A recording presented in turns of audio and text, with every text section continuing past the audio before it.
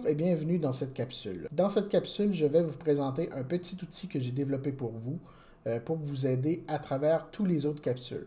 En fait, ce petit programme sera un compilateur simplifié dans lequel vous n'aurez pas à gérer toute la complexité d'un projet sous Visual Studio.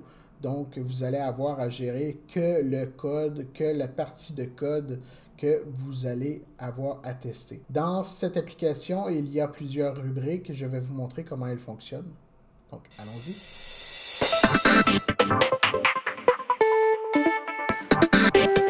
Donc, nous voici dans notre belle petite application. Donc, dans cette application, nous avons des boutons qui sont en haut, qui sont en fait les capsules que vous avez déjà sûrement vues ou que vous allez voir. Donc, vous avez la capsule sur les variables, la capsule sur les fonctions et méthodes, la capsule sur les propriétés, la capsule sur les threads et la capsule sur les événements. Donc, à la demande de tous et chacun, je pourrais ajouter des fonctionnalités pour donner plus de détails sur certaines autres parties de code. Donc, comment ça fonctionne? C'est qu'on appuie sur une des capsules qu'on est en train de voir, par exemple la capsule des variables. Nous avons le code de base qui est généré. Nous sommes dans une classe qui s'appelle les variables et nous avons une variable qui s'appelle ms_sname dans lequel j'ai mis geek, et dans le main qui est le programme principal, j'ai fait une variable à l'intérieur de la méthode qui s'appelle first name, dans lequel j'ai mis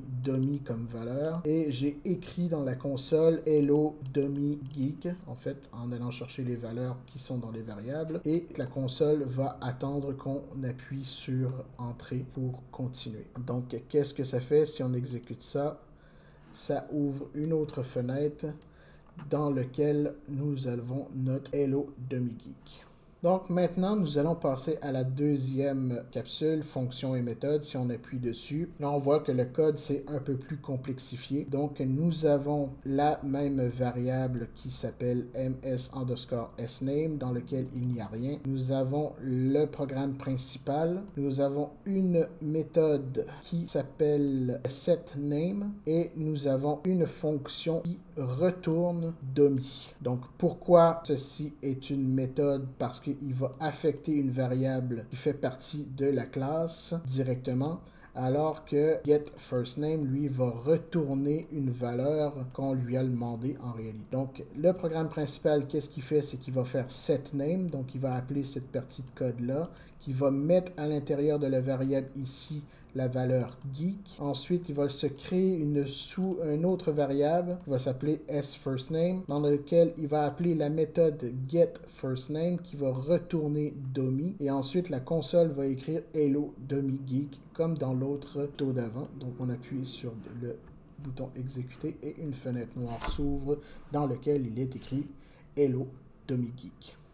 Si nous allons dans les propriétés, c'est tout à fait le même principe. Vous avez la propriété qui est ici. Nous avons dans le programme principal l'affectation de la propriété et nous avons en console WriteLine qui va écrire dans la console la valeur qui est à l'intérieur de la propriété. Vous pouvez toujours modifier le code et vous amuser avec. Le logiciel est fait spécialement pour ça, pour vous donner la possibilité de toucher à tout et de voir si ça fonctionne toujours. Si vous faites une erreur, c'est pas plus grave que ça. Par exemple, si je mets names blablabla, ce que ça va faire, c'est que quand que je vais exécuter, il va me dire que le nom names7 n'existe pas dans le contexte actuel. Donc, ça veut dire qu'il faut changer le nom qui est ici parce qu'il n'existe pas. Donc, vous aurez toujours un message d'erreur que vous pourrez m'envoyer en commentaire si vous n'êtes pas capable de le résoudre tout seul. Mais normalement, vous avez les messages d'erreur qui vont se générer ici. Donc, je remets le name et j'exécute et là, ça fonctionne de nouveau. Donc, si on va dans les threads, dans le thread, nous avons la classe thread dans laquelle nous avons la même variable qui s'appelle dummyGeek, qui a la valeur dummyGeek à l'intérieur. Nous avons le programme principal qui crée un nouveau thread qui va appeler la méthode setName et la valeur setName, elle, ce qu'elle fait, c'est qu'elle va tourner à l'infini en faisant des petites pauses de 1 seconde et qui va dire à chaque fois Hello DemiGeek, Hello DemiGeek, Hello DemiGeek. Vu que c'est un thread, c'est un thread séparé, donc elle va s'exécuter tant que cette condition-là est vraie. Si j'aurais pu mettre un compteur, dire jusqu'à 10, et là, il aurait répété 10 fois, il aurait sorti. Et ça, je vous laisse vous amuser avec ça et faire ce petit challenge-là. Donc, si j'exécute ça, qu'est-ce que ça fait? À toutes les secondes, nous avons Hello DemiGeek qui s'affiche à l'écran.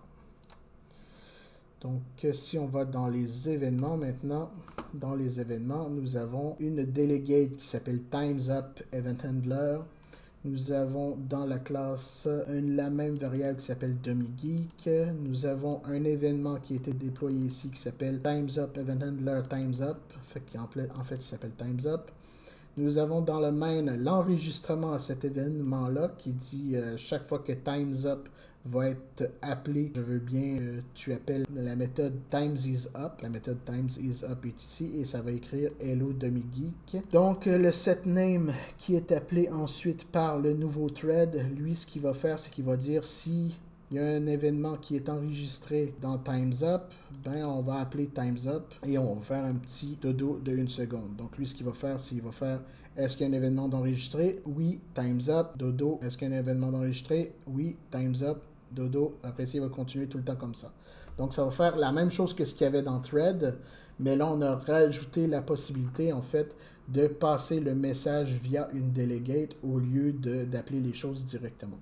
Donc, si j'appuie sur exécuter, qu'est-ce que ça fait pour vous montrer que ça marche? Donc, ça fait la même chose que Thread, sauf que là, on passe par une delegate et par des événements.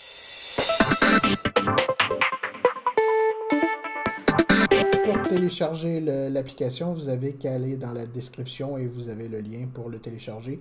Il s'agit d'un fichier exécutable, donc vous l'exécutez peu importe où sur votre bureau, sur votre ordinateur. L'important, c'est qu'il y a le framework .NET d'installer. Habituellement, tous les postes Windows 10 ont le .NET Framework d'installer, donc il n'y a pas de souci avec ça. Et le programme va créer un fichier exécutable tout juste à côté qui sera votre petit programme. Donc, si vous voulez le conserver, vous pouvez prendre l'exécutable qui va s'appeler mon programme ou mon application, quelque chose comme ça, et que vous pouvez le mettre dans un autre répertoire pour le sauvegarder et le montrer à vos amis, ce que vous arrivez à faire et tout ça.